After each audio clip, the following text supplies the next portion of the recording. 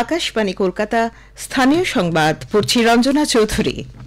1971 সালের ঐতিহাসিক ইন্দো পাক যুদ্ধ জয়ের স্মরণে প্রতি বছরের মতো এবারেও বিজয় দিবস যথাযথ মর্যাদায় পালিত হচ্ছে।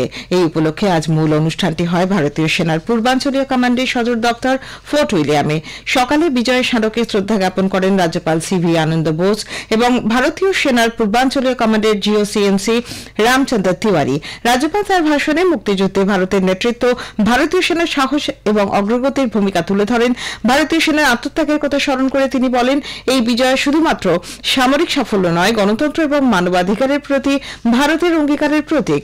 বাংলাদেশের স্বাধীনতার জন্য এই যুদ্ধের অবদানকে তিনি ঐতিহাসিক সাফল্য অর্জন বলে অভিহিত করেন। মুক্তিযুদ্ধে অংশগ্রহণকারী ভারতীয় সেনার প্রাক্তন সৈনিক, শহীদ পরিবারের সদস্য এবং বিশিষ্ট ব্যক্তিরা অনুষ্ঠানে উপস্থিত ছিলেন।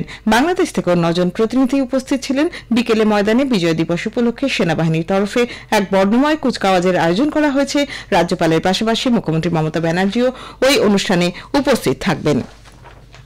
রাজ্যের পুরো এলাকার বিল্ডিং প্ল্যান অনুমোদনের ক্ষেত্রে স্বচ্ছতা আনতে নতুন নিয়ম চালু হচ্ছে। নয়া নিয়মে এই বিষয়ে কাউন্সিলরদের ক্ষমতা খর্ব করে পুরসভার আধিকারিকদের বাড়তি দায়িত্ব দেওয়া হচ্ছে।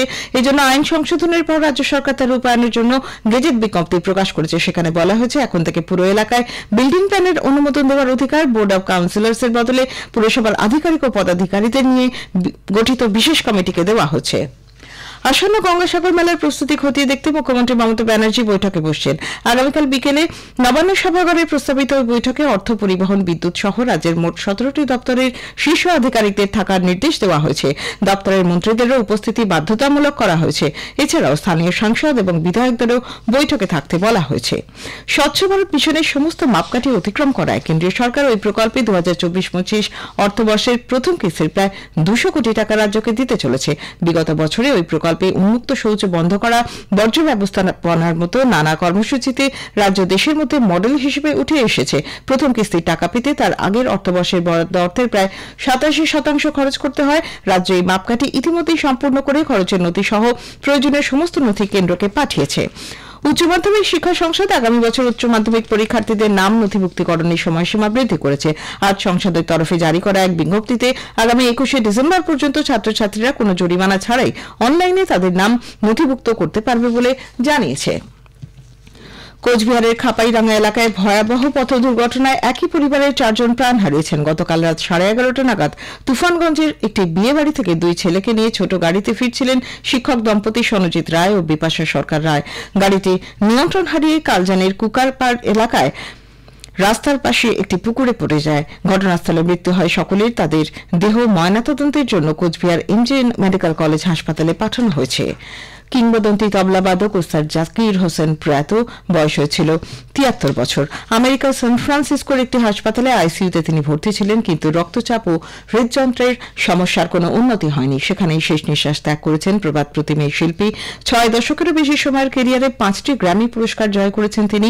চলতি বছরেই 66তম গ্র্যামির মঞ্চে 3টি পুরস্কার পেয়েছেন জাকির হোসেন। সম্মানিত হয়েছেন পদ্মশ্রী, পদ্মভূষণ ও পদ্মবিভূষণে। প্রধানমন্ত্রী নরেন্দ্র মোদী ওস্তাদ জাকির হোসেনের গভীর শোক ব্যক্ত করে বলেছেন, তিনি ছিলেন এক সত্যিকারের প্রতিভাধর শিল্পী, যিনি ভারতীয় সঙ্গীতের জগতে বিপ্লব ঘটিয়েছেন।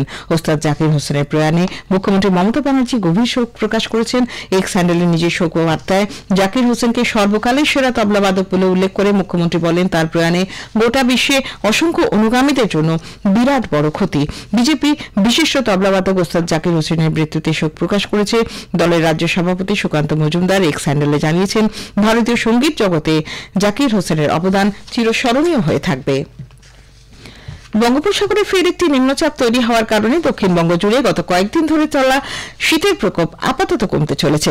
তাপমাত্রা এখন আর নামবে না বলে আবহাওয়া দপ্তর জানিয়েছে। আজ থেকে কোথাও শৈত্যপ্রবাহের সতর্কতা নেই। অল্প তাপমাত্রা বৃদ্ধি পেতে পারে, যা আগামী কয়েকদিনে অব্যাহত থাকবে। তবে শীতের আমেজ বজায় থাকবে। আগামী 4-5 দিন রাজ্যে বৃষ্টির কোনো সম্ভাবনা নেই। আজ সকালে কলকাতার সর্বনিম্ন তাপমাত্রা ছিল 13.6 ডিগ্রি সেলসিয়াস, যা স্বাভাবিকের থেকে 2.5 ডিগ্রি কম।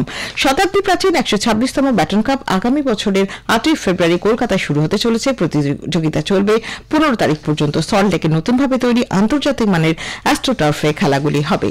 স্থানীয় সংবাদ শেষ হল। পরের খবর বিকেল 5টা বেজে 10 মিনিটে।